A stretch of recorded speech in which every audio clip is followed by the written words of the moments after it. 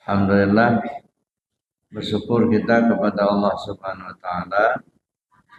Di malam hari ini kita ditakdirkan Allah dapat bersama-sama hadir di acara peringatan satu Muharram atau peringatan dari tahun baru Hijriah.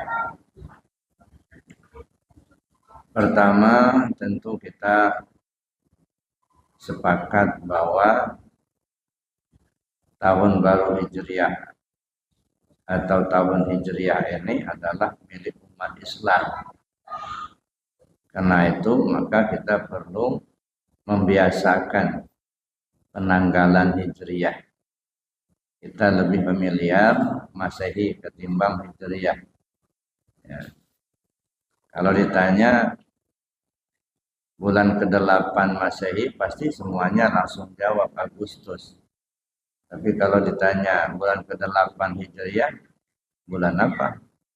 Nah, mungkin agak mikir dulu gitu. Nah, karena itu maka ke depan saya menghimbau supaya kita lebih membiasakan hitungan dari bulan Hijriah, mulai dari Muharram, Safar, Rabiul Awal, Rabiul Akhir, Jumadil Awal, Jumadil Akhir, Rajab, Syaban, Ramadan, Syawal, Zulkaidah, dan Zulhijjah. Itu 12 nama bulan. Itu satu Bapak Ibu. Kemudian banyak himbauan bahwa kita kembali kepada penanggalan masa lalu. Harinya itu Ahad, Isnin, Selasa, Arba, Kamis, Jumat, Sabtu. Kita sudah terbiasa hari Minggu, tidak terbiasa hari Ahad. Padahal kalau lihat di hitungannya kan Isnin kan kedua, Ahad pertama. Jadi hari Ahad, Isnin, Selasa, Arba, Kamis, Jumat, Sabtu. Kabarnya dulu penanggalan kita seperti itu, tapi akhirnya berubah ya menjadi hari Minggu. Mari kita kembali ke penanggalan lama yang sesuai dengan hitungan Arabiah. Ahad, Isnin, Selasa, Arba, Kamis, Jumat.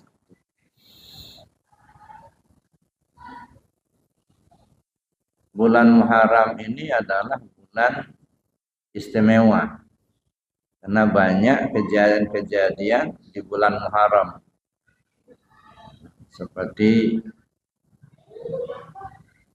diterimanya taubatnya Nabi Adam alaihissalam di bulan Muharram, keluarnya Nabi Adam dari surga juga bulan Muharram, Nabi Yunus selamat dari perut ikan bulan Muharram, Nabi Musa membelah laut sehingga pengikutnya selamat bulan Muharram. Nabi Ayub sembuh dari sakitnya bulan Muharram. Nabi Ibrahim alaihissalam selamat dari pembakaran Namrud juga bulan Muharram. Jadi banyak kejadian. Ya. Oleh karena itu bulan Muharram ini bulan yang istimewa. Nanti tanggal 10 kita disunahkan puasa Asyura. Puasa 10 Muharram. Kata Rasul SAW, siapa orang yang melakukan puasa Asyura, pahalanya menghapus dosa 1 tahun yang lalu. Nah, itu besar pahalanya. Bapak Ibu yang saya hormati, ini adalah pergantian tahun. Dari tahun 1445 Hijriah ke 1456 Hijriah. Kata Nabi SAW, hidupmu itu terdapat tonggak-tonggak kehidupan. Jadi kita ini melewati tonggak-tonggak kehidupan. Dari pagi sampai sore itu adalah satu tonggak kehidupan. Hari silih berganti menjadi pekan, itu tonggak kehidupan. Pekan pun berganti menjadi bulan, juga tonggak kehidupan. bulan pun silih berganti menjadi tahun, itu juga tonggak kehidupan. Kata Nabi SAW, ketika kau berada di tonggak kehidupanmu, berhentilah kamu agak sejenak. Coba tengok ke belakang, seperti apa perjalanan hidup yang sudah kau lalui. Layangkan pandangan ke depan, seperti apa perjalanan yang akan kau tempuh. Nah, oleh karena itu Allah mengingatkan kepada kita, Bismillahirrahmanirrahim, ya ayyuhalladzina amanu taqullah wal tanzur nafsum ma qaddamat liqad wattaqullaha innallaha khabirum bima ta'malun. Wahai orang yang beriman, bertakwalah kalian kepada Allah. Hendaklah masing-masing individu melakukan introspeksi apa yang sudah dipersiapkan untuk hidup di hari esok. Nah, kita coba untuk mengintrospeksi diri. Namanya bermuhasabah. Jadi di awal tahun ini ada baiknya kita bermuhasabah. Kalau muhasabah itu sebenarnya bukan hanya sekali setahun, Pak. Setiap tonggak kehidupan. Para sahabat zaman dulu, ya, kalau tengah malam mereka terbangun, mereka bermuhasabah.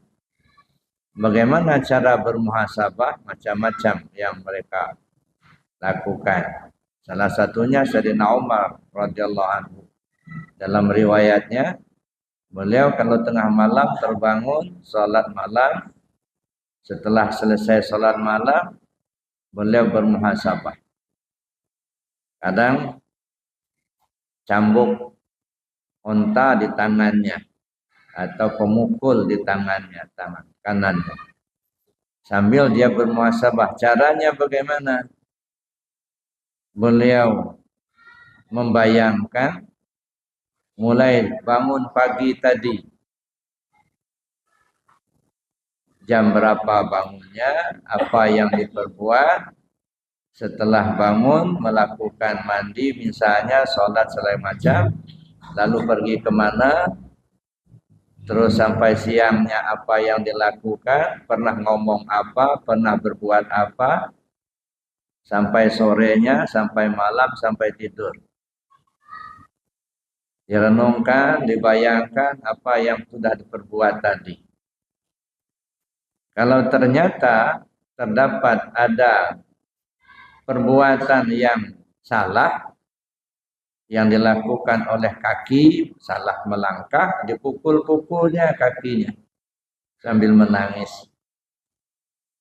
Kalau tangan yang berbuat, dipukul-pukulnya tangannya. Mohon ampun kepada Allah. Itu bermuhasabah. Jadi bukan hanya sekedar bangun kemudian salat malam saja, tetapi setelah selesai bermuhasabah. Mohon ampun kepada Allah. Kalau ternyata ada salah omong, kalau ternyata ada salah berbuat. Ada seseorang di zaman dulu dia bermuhasabah. Jadi malam-malam dia bangun. Ya. Lalu dia merenung. Seolah dia melihat apa yang dia perbuat tadi siang. Lalu kemudian dalam satu riwayat ada seorang ulama, ada kedatangan seorang perempuan di siang hari. Ya. Jadi perempuan itu bertamu pada dia. Mungkin sudah merasa sangat dekat, akrab, tanpa disengajanya tangannya terletak di atas paha perempuan itu.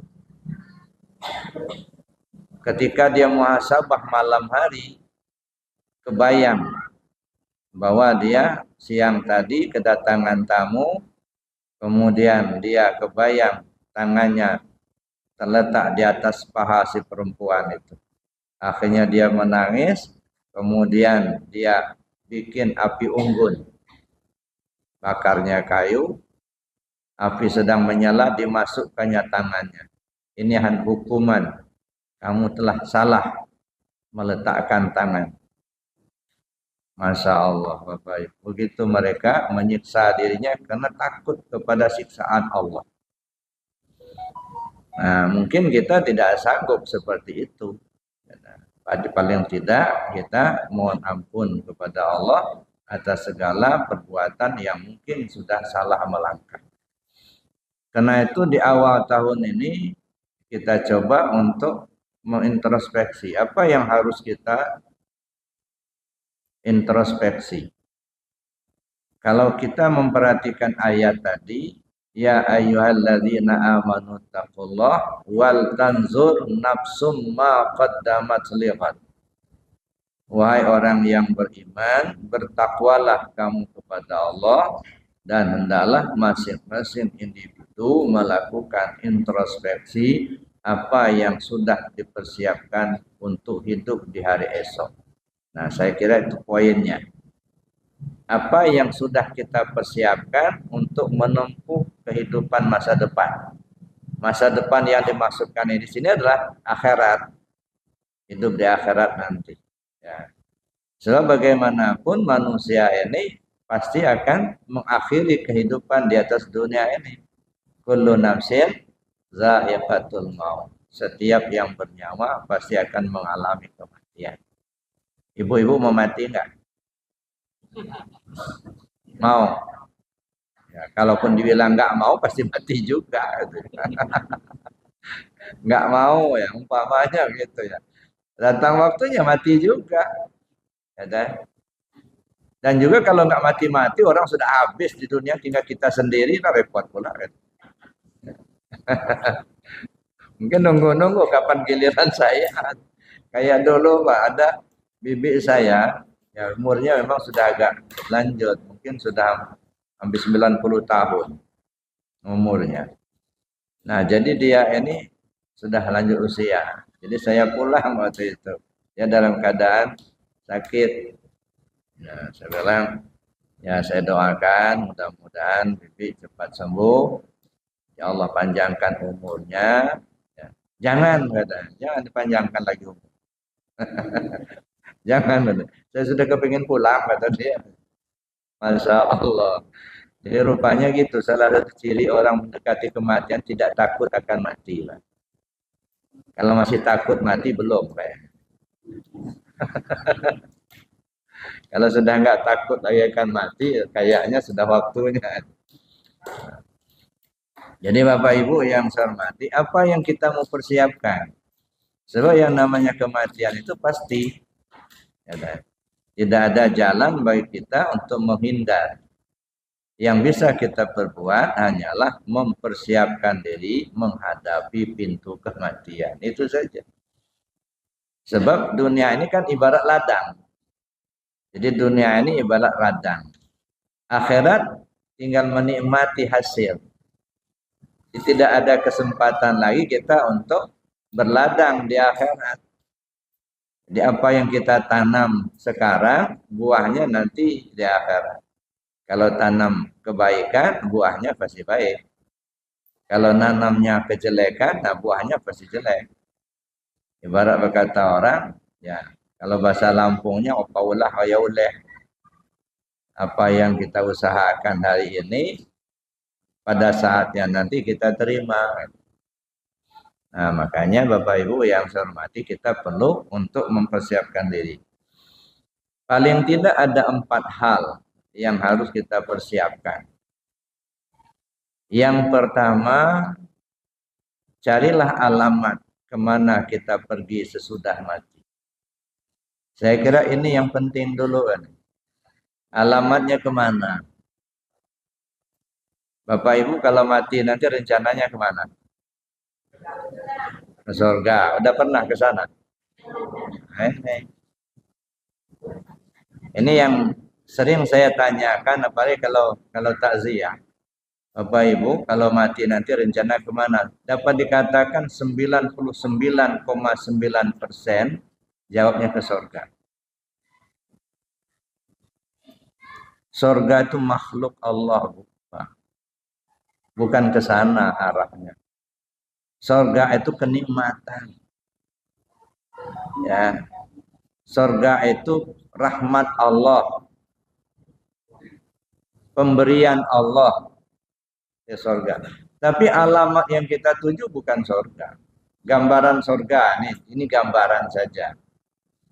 Kita haus, kepingin minum.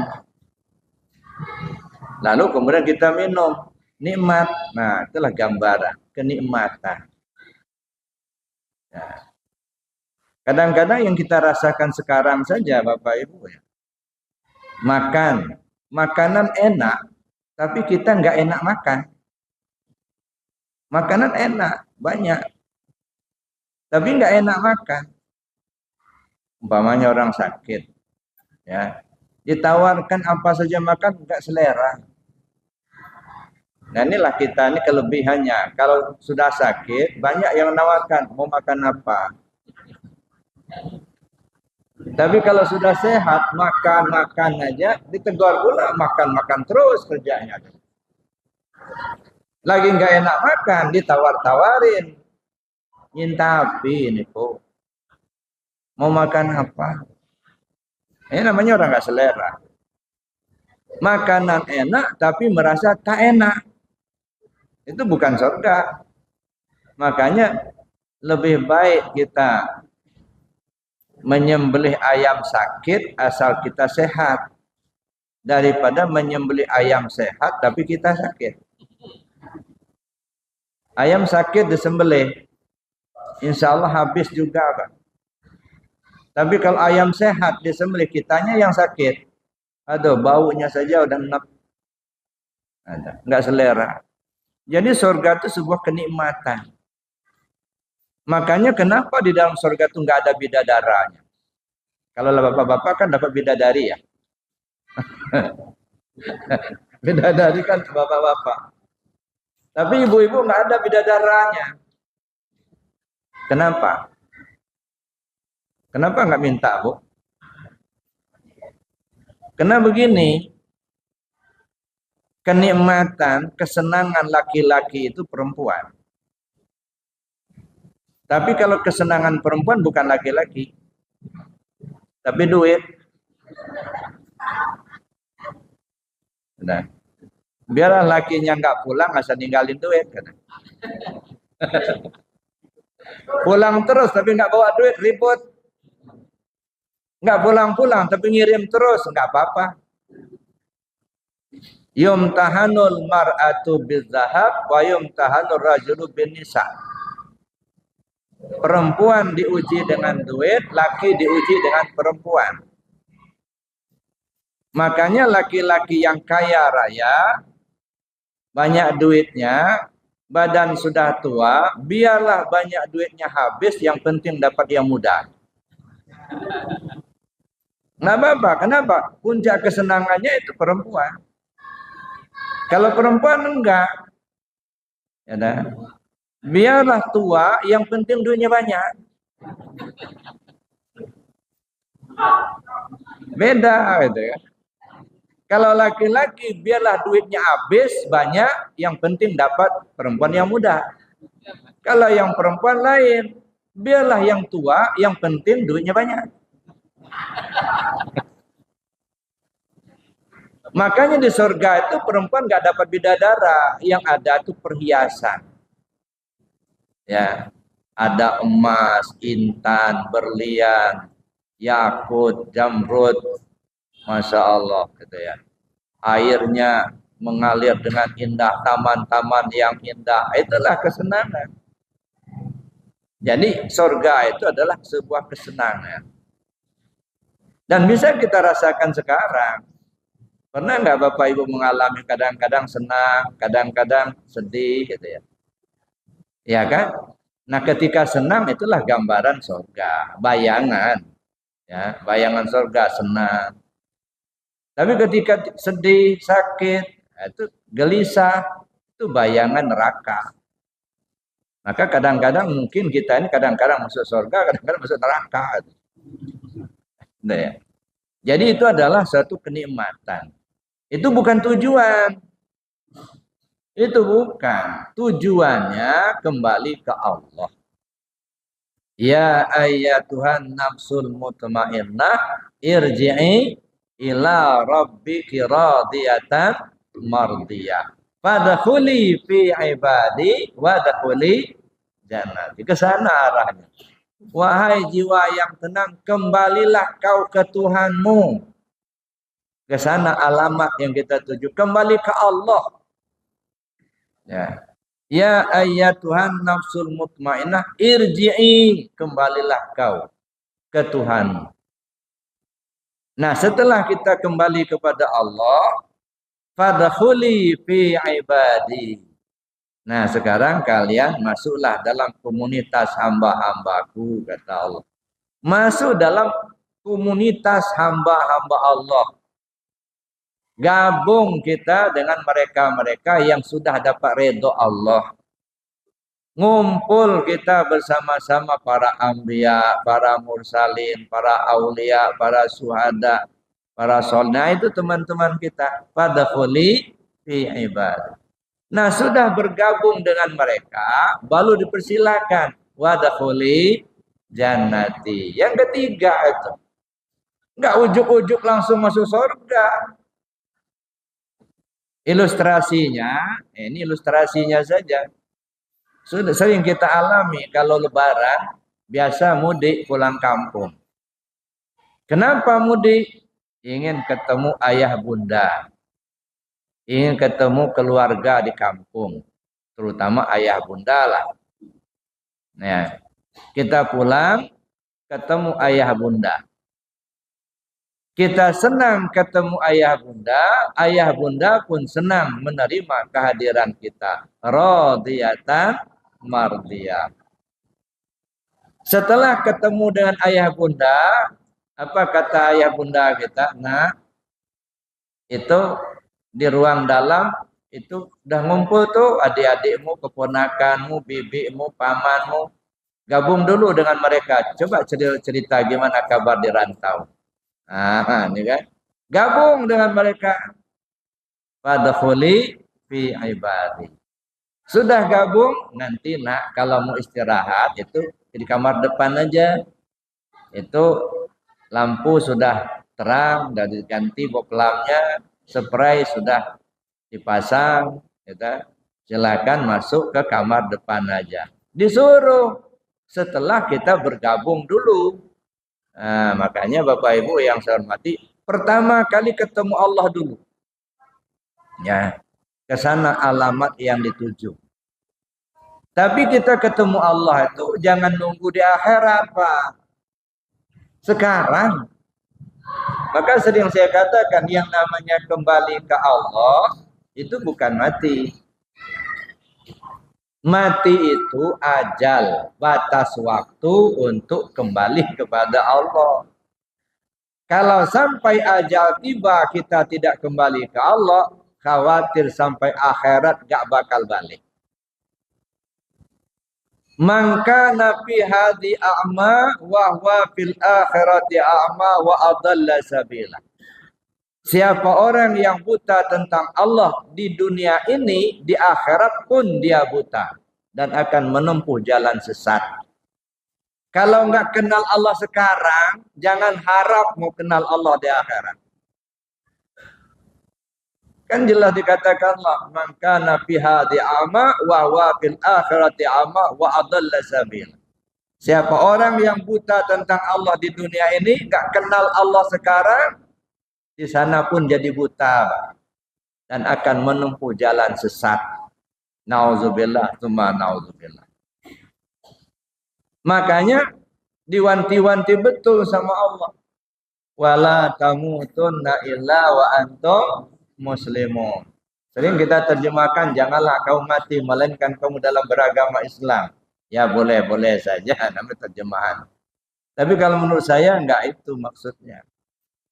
Wala tamutunna illa wa antum muslimun, artinya maksudnya jangan sampai kamu mati kamu belum selamat pulang ke Allah. Tamut itu mati, mati itu ajal. Jangan sampai ajalmu tiba, kamu belum selamat pulang ke Allah. Selamat dulu kita pulang ke Allah, nah baru mati. Maunya begitu. Ya. Kembali dulu kita kepada Allah, nah baru mati. Jangan sudah mati belum kembali. Ujung-ujungnya nggak balik. Makanya kata Nabi, Inna lillahi ibadan jasadu fil ardi wa ruhuhu tatal arsi. Allah punya banyak hamba yang jasadnya lagi di bumi, tapi ruhnya sudah ke aras. Dan nongkrong di aras. Ya, nah ini yang bagus itu. Udah balik tapi belum pulang. Kenapa belum pulang? Ya belum sampai waktunya. Tapi udah balik. Nah, itu yang pertama. Jadi kemana alamat yang kita tuju? Kembali kepada Allah. Satu yang kita pegang. Tapi bagaimana kita cara kembali ke Allah? Nah, ini perlu kajian. Ya. Apa yang harus kembali ke Allah itu? Diri kita ini, Bapak Ibu, semua kita terdiri dari 4 lapis diri. Ya. Ada tubuh, satu, ada hati, ada nyawa, ada rahasia diri. Nah, 4. Jadi kita ini punya 4 lapis diri, Pak. Ada tubuh, ada hati, ada nyawa, ada rahasia. Jadi yang kembali ke Allah yang 4 ini. Tubuh kembali ke Allah, hati kembali ke Allah, nyawa kembali ke Allah, rahasia diri kembali ke Allah. Untuk bisa kembali bagaimana? Mesti dibina. Membina diri yang 4 lapis ini pakai ilmu yang 4 macam. Syariat, tarekat, hakikat, ma'rifat. Tubuh dibina pakai ilmu syariat, hati dibina pakai ilmu tarekat, nyawa dibina dengan ilmu hakikat, rahasia diri dibina dengan ilmu ma'rifat. Sempurna pembinaannya sehingga semuanya kembali ke Allah.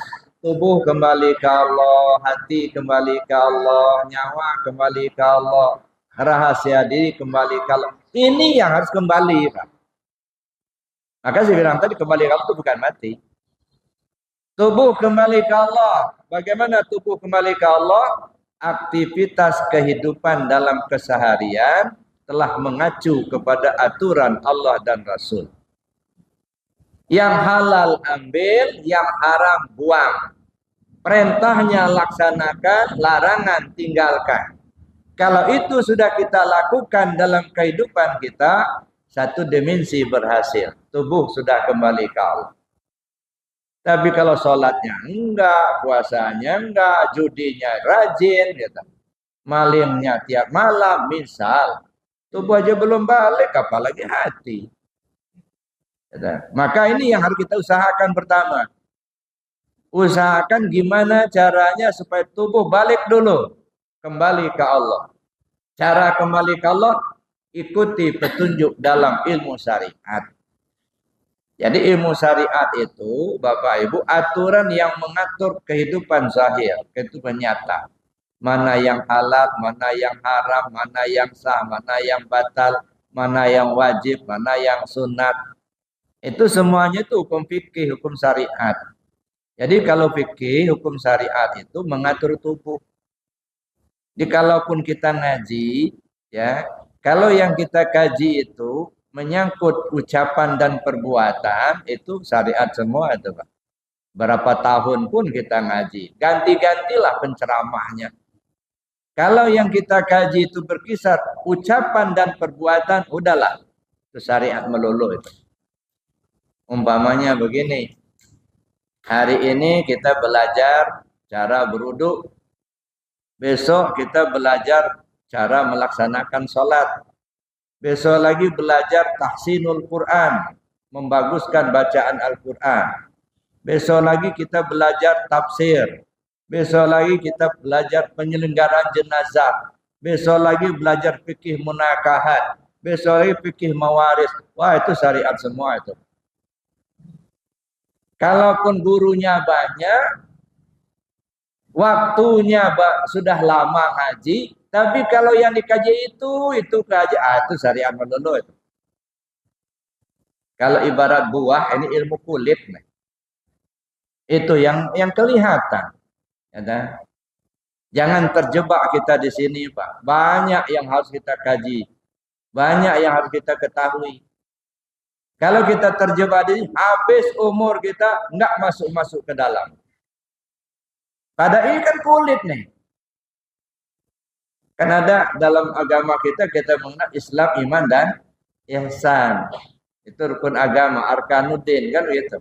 Islam, iman dan ihsan. Islam itu menjadi ilmu syariat, ilmu fikih, iman itu ilmu akidah, ihsan menjadi ilmu tasawuf. Gitu. Nah, jadi tiga-tiganya ini harus simultan, Pak. Nggak bisa kita ambil salah satu, buang yang lain, nggak bisa. Kenapa? Karena Islam itu diturunkan menjadi hukum syariat atau hukum fikih. Itu ngatur tubuh ini. Ini ibarat kulit. Iman itu akidah, ibarat isi. Ihsan itu tasawuf, ibarat rasa. Jadi belajar tasawuf itu mengolah rasa. Jadi kulit, isi, rasa. Kulit membungkus isi, isi menyimpan rasa. Kalau kita beli doren, yang kita beli sesungguhnya rasa. Walaupun kecil, tapi rasanya enak. Senang kita. Besar dorennya bagus, tapi rasanya nggak enak. Kita menggerutu. Badan aja yang gede itu. Mahal badan Pak belinya, tapi nggak ada rasa. Jangan beli lagi lah. Nah, gitu. Tapi belinya 310.000 umpamanya. Dulu kan ada 310.000 kecil-kecil. Tapi begitu dibuka, enak rasanya. Besok beli lagi. Jadi sesungguhnya yang kita kejar itu rasanya. Tapi rasa itu tidak akan kita temukan kalau tidak ada dagingnya sama kulit. Ketemu kita doren, nggak ada kulitnya. Gimana? Dulu masih ingat saya waktu masih bujang dulu, masih anak-anak lah di kampung itu. Biasa kami di kampung dulu Pak, kalau sudah musim doren, naik ke ladang, bawa senter batu lima itu. Nah, itu kan. Jadi kan ya namanya juga anak-anak. Ngikut orang tua gitu nunggu doren. Itu dulu ditunggu betul, nggak dipanjat, enggak. Ditunggu jatuh gitu ya. Pas jam 2 malam jedbuk. Kayaknya gede banget gitu ya doren. Mulai kita merayap atau cari doren itu di bawah pohon itu kan. Cari-cari pakai senter. Ketemu doren gede. Tapi itu sayangnya kemarin sore ada anak yang berak di situ. Pas di tengah-tengah itu pula. Jatuhnya pas di tengah-tengah itu. Tapi untung ada kulitnya, Pak. Kita angkat, bersih-bersihin, begitu, udah bersih, dibuka, enak juga. Enggak kebayang kalau dia jatuh enggak ada kulitnya.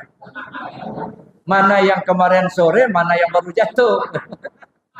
Kayak enggak ada beda.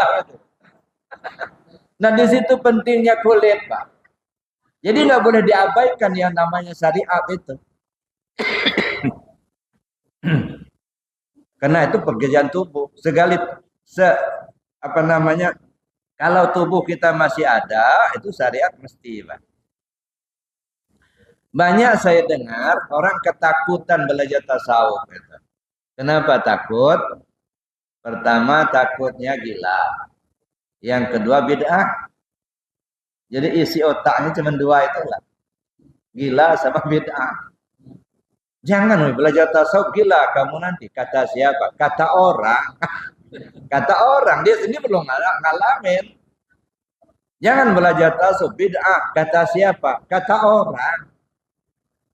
Makanya kita banyak yang nggak mau belajar tasawuf karena dua itu takutnya, takut gila sama takut bid'ah.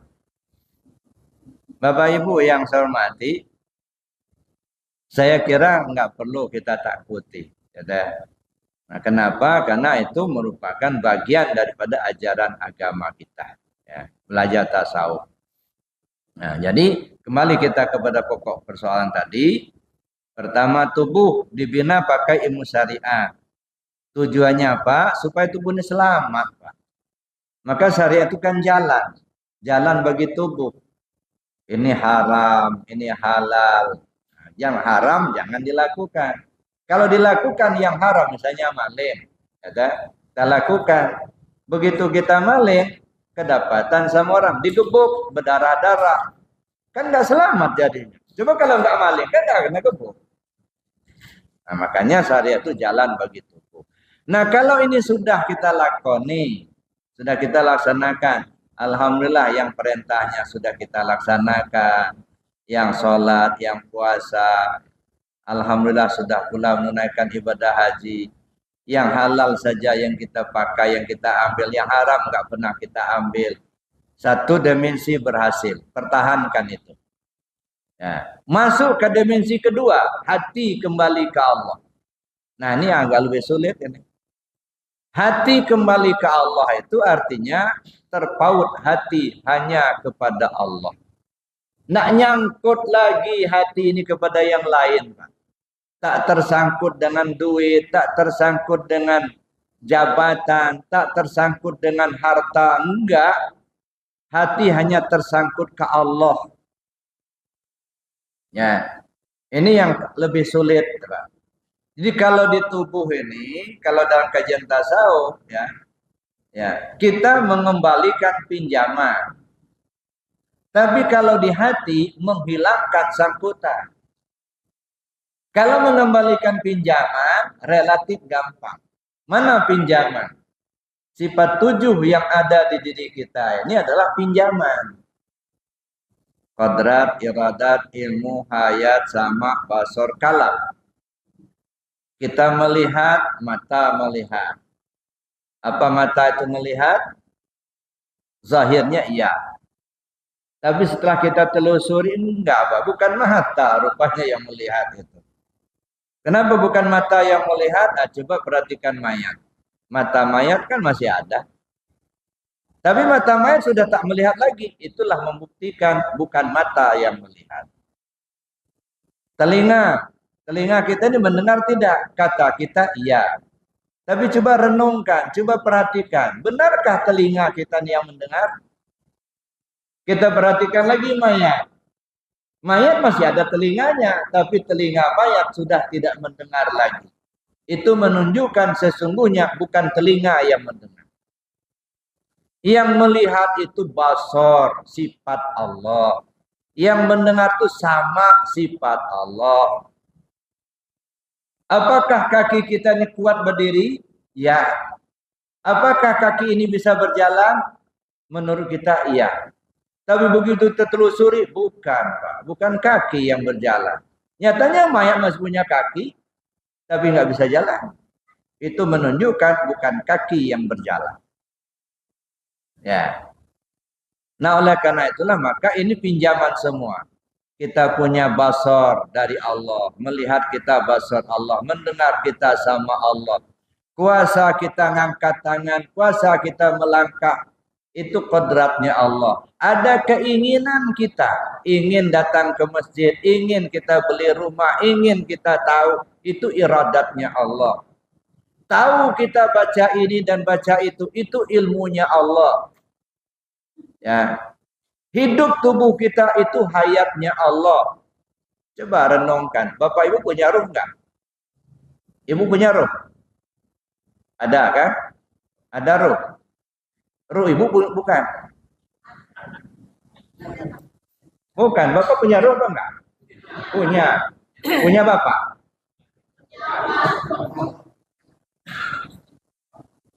Kalau punya kita dari mana dapatnya? Kita enggak pernah beli ruh, kita enggak pernah bikin ruh. Fanafaktu fihi min ruhi. Aku tiupkan ruhku, kata Allah. Ruhku, ruhnya Allah. Jadi ruh yang kita pakai itu ruhnya Allah, bukan ruh kita, Pak. Cuman kita aja yang ngaku-ngaku. Inilah yang bahayanya itu. Nggak punya, ngaku punya. Saya ilustrasikan, misalnya Pak Ketua sana, Pak Bajirin, Badirin. Pak Badirin ini datang ke rumah saya. Beliau ini bawa mobil yang crash, baru keluar dari dealer. Mobilnya bagus, Fortuner. Misal. Nah, kalau iya juga nggak apa-apa. Buya, kata Pak Badirin, ini numpang parkir mobil di halaman rumah Buya. Saya ada penting, ada keperluan di belakang. Oh iya Pak, silakan. Berangkatlah beliau ke belakang menyelesaikan urusan beliau. Mobil kan terparkir di rumah saya, di halaman rumah saya itu. Saya nongkrong lah dekat mobil itu. Ada orang lewat. Baru Buya mobilnya. Oh iya baru. Punya siapa? Punya saya. Saya bilang punya saya. Orangnya percaya aja. Nggak lama sudah itu Pak Nadirin datang. Makasih Buya tumpangannya. Saya mau pulang. Dibawanya mobil. Begitu mobilnya dibawa, saya sedih Pak. Sedihnya saya bukan mobilnya dibawa, bukan. Sedihnya saya kalau orang itu datang lagi. Mana mobilnya Buya? Katanya. Kalau saya katakan udah dibawa yang punya, kok nggak tadi ngomongnya punya Bapak ya katanya. Berarti saya bohong. Bukan punya saya, ngaku punya saya. Nah di situ sedihnya saya Pak. Kalau orang datang lagi. Nah begitulah kita ini. Kita nggak punya apa-apa tapi ngaku punya gitu. Ngaku punya penglihatan, ngaku punya pendengaran, ngaku kita yang punya roh, punya hidup, punya ilmu. Masya Allah punya banyak. Begitu dicabut Allah hilang. Mana punya bapak tadi? Ini yang namanya pinjaman Pak. Kita dipinjamin sama Allah. Dipinjamin basor untuk bisa melihat. Dipinjamin sama supaya bisa kita mendengar. Dipinjamin ilmu supaya kita tahu. Dipinjamin kuasa kodrat supaya kita bisa melangkah, bisa bekerja. Itu pinjaman semua. Nah sekarang pinjaman itu balikkan. Wa anfiqu mimma razaqnakum min qabli an ya'ti ahadakumul maut. Serahkan apa yang sudah Allah berikan kepadamu sebelum kematianmu datang. Ini perintah Allah. Cuman kalau kita berbicara infak, kayaknya duit gitu. Bukan, Pak. Wa anfiqu mimma razaqnakum. Serahkan apa yang sudah kami berikan kepadamu. Kembalikan. Min qabli an ya'ti ahadakumul maut. Sebelum kematianmu datang. Basar punya Allah, balikkan, bukan punya kita. Allah yang punya. Mendengar kita itu samanya Allah, balikkan. Hidup kita hayatnya Allah. Tahu kita itu ilmunya Allah, sehingga kembalikan semuanya dulu sebelum ajal tiba. Maka dalam ilmu tasawuf kita kenal la hayyun illallah, la alimun illallah, la qadirun illallah, la muridun illallah, la sami'un illallah, la basirun illallah, la mutakallimun illallah. Nah, balikkan. Tapi ini relatif agak gampang, Pak. Asal kita paham itu udah, jangan diakui itu punya kita. Ya, akuilah itu punya Allah, bukan punya kita. Itu yang pertama, mengembalikan pinjaman. Ini kadang-kadang sampai mati nggak dibalik-balik kan, Pak. Maka itu awas itu. Ditanya sama Allah mana? Ya, karena kita merasa kita yang berbuat, nah maka ditanya. Bagaimana supaya tidak ditanya? Balikkan. Makanya ada istilah masuk surga tanpa hisab. Kenapa? Ya sudah dikembalikan. Apa yang mau dihitung lagi itu? Gitu. Tapi karena kita merasa kita yang berbuat, kita yang melihat, merasa kita yang mendengar, nanti ditanya. Nah maka supaya jangan ditanya, terbalikkan dulu. supaya masuk surga tanpa hisab gitu ya. Jadi Bapak Ibu yang saya hormati itu mengembalikan pinjaman. Nah, yang kedua hati. Hati ini punya siapa hati kita itu? Punya Allah, bukan punya kita. Kita nggak punya hati, enggak. Ya, hati itu ada dua. Ada hati fisik, ada hati psikis. Yang pertama, ala inna fil jasadi mudghah. Idza salahat salah jasadu kulluh wa idza fasadat fasada jasadu kulluh. Ala wahyal qalb. Ketahuilah, dalam tubuh itu ada segumpal darah. Kalau dia baik, baik sekujur tubuh. Kalau dia jelek, jelek sekujur tubuh. Ketahuilah, itulah hati. Ini hati fisik, lambangnya jantung. Jadi kalau kita bicara hati fisik dalam agama, itu bukan liver, tapi jantung. Kalau dia baik, baik sekujur tubuh. Kalau dia jelek, jelek sekujur tubuh. Kenapa? Karena jantung kita ini mengambil makan syariah, asupan makanan kita yang kita asup, diolah sedemikian rupa, menjadilah dua macam zarah darah. Yang pertama zarah darah merah, yang kedua zarah darah putih. Kalau penyebaran zarah darah merahnya sempurna ke sekujur tubuh, maka kita punya tenaga, bersemangat. Tapi kalau tidak sempurna penyebaran zarah darah merahnya, maka terjadilah lesu, letih, lemah, tidak bersemangat. Nah, makanya kalau dia baik, baik sekujur tubuh, kalau dia jelek, jelek sekujur tubuh. Itu satu. Yang kedua, zarah darah putih. Kalau zarah darah putih, kalau sempurna penyebarannya ke sekujur tubuh, maka tubuh kita menjadi imun. Bibit penyakit di dalam tidak berkembang, di luar tidak mudah masuk. Kenapa? Dihambat oleh zarah darah putih tadi. Jadi zarah darah putih ini tidak ubahnya seperti tentara penjaga perbatasan. Kalau dia lemah, yang di luar gampang masuk, yang di dalam mulai berkembang. Timbullah tumor, timbullah kanker, timbullah kista. Kenapa? Penyebaran zarah darah putihnya tidak sempurna. Kalau sempurna, dia imun. Ini namanya hati fisik. Bisa dilihat jantung kita. Walaupun sebenarnya hati itu bukan jantung. Itu hanya kedal lambang saja. Yang kedua, ada hati psikis. Kalau hati psikis, hatinya roh. Ya, kalau yang hati fisik, hatinya tubuh. Jadi makanya ada jasmani, ada rohani. Kalau hatinya tubuh, lambangnya jantung. Tapi kalau hatinya roh, itu tak ada lambang. Ya, itu 9 lapis, Pak. Ya. Bana itu fi jawfi Adam qasran wa samaituha sadra. Saya bangun sebuah istana di tubuh Adam itu, kata Allah dalam hadis kursinya. Yang kuberi nama as-sudur. Itu hati lapis luar, hati pertama. Sudur namanya, hati lapis luar. Di dalam sudur ada qalb, lapis kedua. Dalam qalb ada fuad, lapis ketiga. Dalam fuad ada saqaf, lapis keempat.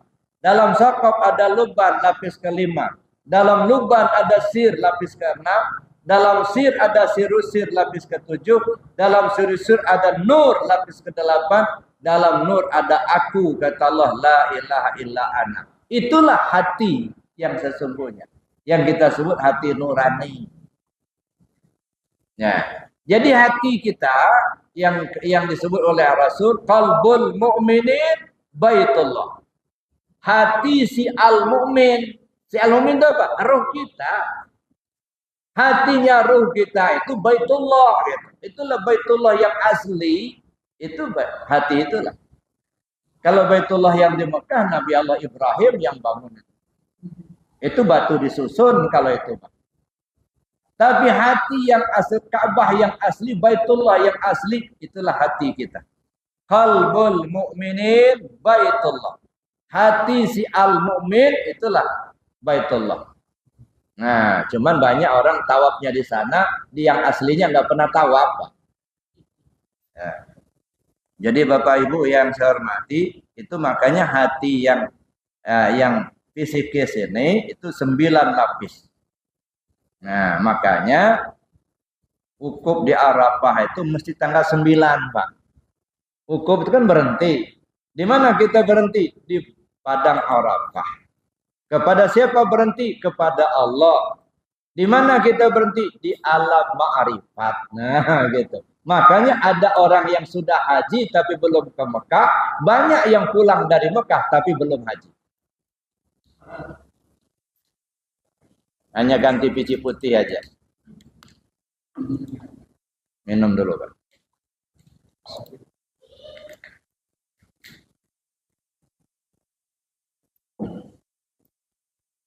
Ya, jadi Bapak Ibu yang saya hormati, itulah makanya kenapa wukuf di padang Arafah itu harus tanggal 9? Karena lapis hati kita itu 9. Kita sampai ke puncak. Ibarat berjalan tiba di Allah baru berhenti.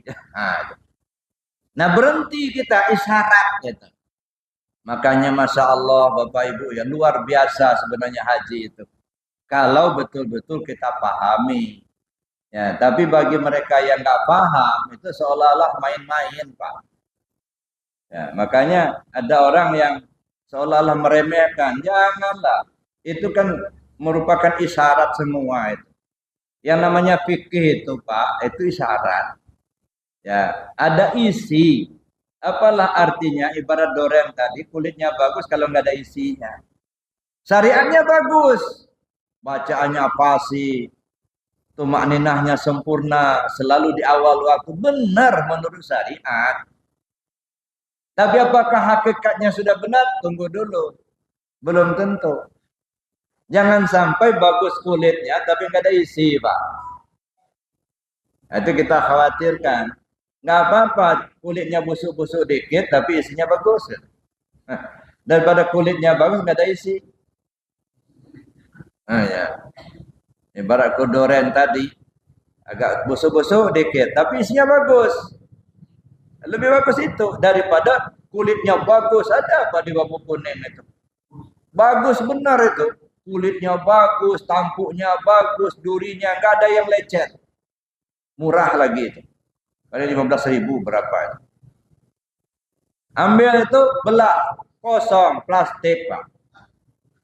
Topeng. Ada. Makanya jangan sampai kita hanya merasa puas di syariat. Itu kulitnya bagus. Nah, jangan sampai lupa membenahi isi. Jadi Bapak Ibu yang saya hormati itu tanggal 9 Zulhijjah itu wukuf di padang Arafah. Berhenti kepada Allah di alam ma'rifat.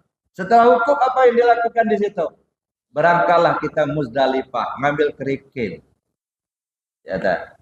Sudah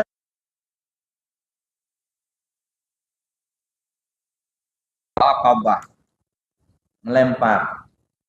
Masya Allah Bapak Ibu, kalau kita nggak paham itu, ya kayak main-main, tapi sungguh itu merupakan isyarat yang sangat tinggi. Nah, sangat tinggi. Biasanya orang kalau sudah sampai di puncak, sudah wukuf, artinya sampai di puncak, itu hanya dua kemungkinan, bertahan atau turun. Iblis selalu menggoda, Pak, supaya manusia turun. Ya, maka kita ambillah kerikil. Betul lempar. Namanya kerikil. Kalau di Muzdalifah kerikil benaran, Pak. Ya, tapi benaran kerikil. Jangan setiap yang keras itu kerikil, belum tentu. Kayak onta aja keras juga kalau ada kerikil. Makanya harus hati-hati juga. Nah, sampai di Mina kita lempar. Apa yang dilempar? Syariatnya cuma ya sumur 3 itulah. Syariatnya. Tapi sungguh ini isyarat yang luar biasa, Bapak Ibu. Biasanya kalau kita sudah sampai ke puncak, wukuf, berhenti kepada Allah, hanya ada 2 pilihan, bertahan atau turun. Iblis selalu menggoda. Nah, ketika digoda iblis, lempar dengan kerikil. Apa kerikilnya? Bukan kerikil batu lagi. Itu ya. Kerikilnya yang ada di hati kita. Ismuz zat, zikir kepada Allah. Nah, kalau yang nggak pernah belajar zikir ya di hati, pakai apa melemparnya? Ya, itu makanya perlu belajar tarekat itu Bapak Ibu. Supaya apa? Tahu kerikilnya. Nah, mana kerikilnya itu? Nah, makanya kalau kita perhatikan, Masya Allah, ya manasik haji itu luar biasa. Cuman orang kadang-kadang hanya melihat lahirnya saja, tapi tak sampai kepada melihat isi. Contohnya saja pakai ihram, Pak. Ya, apa itu pakai ihram? 2 helai kain. Yang dua-duanya tak berjahit. Satu nutup bagian bawah, satu nutup bagian atas. Ketika kita pakai ihram, lepaskan semua pakaian yang berjahit. Ya, mulai dari pakaian di luar sampai ke singlet sampai ke celana dalam, lepasin semua. Nggak boleh pakai pakaian yang berjahit. Yang dipakai 2 helai kain yang tidak berjahit. Maksudnya apa ini? Kalau hanya kain gampang, Pak. Sudah? Tanggal 8 Zulhijjah kita berangkat ke Arafah. Sorenya kita sudah di Arafah. Malam tanggal 9. Tanggal 9 wukuf. Sorenya berangkat ke Muzdalifah. Pagi tanggal 10 sampai di Mina. Melontar. Selesai melontar. Buka pakaian ihram. Ganti pakaian biasa. Selesai. Cuma 2 hari 2 malam kok. Kalau hanya pakai ihram. Tapi lagi-lagi ini isyarat. Tanggalkan semua pakaian yang berjahit untuk memakai pakaian yang tidak berjahit. Mana pakaian yang berjahit? Sifat kehambaan. Iri, dengki, hasud, hubul mal, hubul jah, merasa kita paling hebat, merasa kita paling pintar. Itu pakaian kehambaan semua itu. Begitu pakai ihram, buang jauh-jauh itu. Itu pakaian berjahit itu. Pakai yang tidak berjahit. Mana pakaian tidak berjahit? Sifat ketuhanan. Allah Ar-Rahman, Maha Pengasih. Pakai. Suka nolong orang, suka memberi. Sudah jadi pakaian. Bukan dipaksa harus ngasih, bukan. Pakaian. Senang ngasih, senang nolong orang, enggak merasa terpaksa. Ar-Rahim, Allah Maha Penyayang, pakai. Sayang kepada semua orang, enggak pilih-pilih. Entah orang Islam, entah orang bukan beragama Islam, yang kita kenal atau yang tidak kita kenal, gitu ya. Sayang kepada semua makhluk Allah. Bukan hanya manusia, kepada binatang, kepada tumbuhan, menaruh sayang. Itu pakaian. Maka disyaratkan pakaian tak berjahit, memakai pakaian ketuhanan. Allah Al-Ghaffar, Allah Maha Pengampun. Pakai sifat pengampun itu apa? Suka memaafkan kesalahan orang. Sekecil apapun kesalahan kita kepada orang, senang meminta maaf. Enggak gengsi-gengsi, enggak. Nggak ada PL-PL, enggak. Nah, sebesar apapun kesalahan orang pada kita, senang memberi maaf. Nggak ada dendam. Karena Allah tak pernah dendam kepada hambanya. Itu pakaian ketuhanan. 2 helai kain. Yang satu nutup bagian atas, yang satu nutup bagian bawah. Lahirnya begitu. Maksudnya apa? Zahir batin. Jangan hanya di luarnya aja yang ngasih, Pak, tapi di dalamnya mendongkol gitu. Di luarnya ngasih, tapi ada maksud. Nanti hari H pilih saya ya. Ngasih sih ngasih, tapi kalau nggak milih nanti diambil lagi nanti. Nggak bisa, Pak. Kalau ngasih dari luar sampai ke dalam. Zahir batin ikhlas gitu. Mau dipilih nggak dipilih nggak ada urusan. Yang penting saya bersedekah, yang saya membantu hamba Allah gitu. Ya. Jadi Bapak Ibu yang saya hormati, maka saya bilang kalau diperhatikan makna yang terkandung dalam haji itu luar biasa. Nah, cuman kalau kita nggak perhatikan isinya, ya itu seolah-olah main-main gitu ya. Tapi maaf, mohon ampun sama Allah, bukan Pak, bukan main-main itu, beneran. Cuman itu isyarat-isyarat. Banyak sekali di antara kita ini yang tidak mampu menemukan isi atau pesan suci yang ingin disampaikan oleh Allah.